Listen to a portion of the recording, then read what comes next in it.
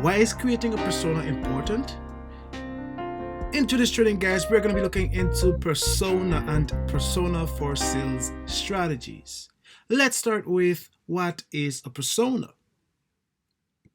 A persona is a fictional character created based on data that represents a group of people that need your solutions. A persona can also represent thousands of customers, if not millions. So, why is creating a persona important? Well, first, it helps us to understand the user's needs, experiences, behaviors, fears, hopes, and goals, and most specifically, help us create tailored sales strategies. Let's take a look at some examples of companies that are implementing personas. For example, we have JetBlue. JetBlue's personas are young audiences that can easily be found on social media channels, and they are people that want to travel on a low budget as well as travel comfortably.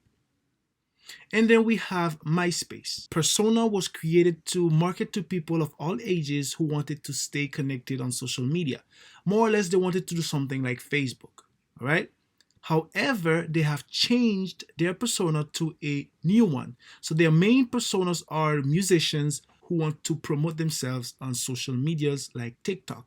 Now we have Apple's persona. Remember the iPad? Well, the iPad was created for a specific group of people or personas, and that group was the business professionals. Alright, so the iPad was created for business people. Apple's personas also can be found on social media channels anywhere around the world. Guess what? You are a persona. Whether it's for Apple, Samsung, JetBlue, MySpace, Facebook, Google, Apple, whatever business that there is out there that is helping you to solve a particular problem, you also become a persona for them. Okay, so you fit their persona. If you like this video, guys, I'd like to have your help by sharing this video to as many people as possible so that we can increase this view to at least 1 million views. So please share it to your friends and family who are interested in learning about business.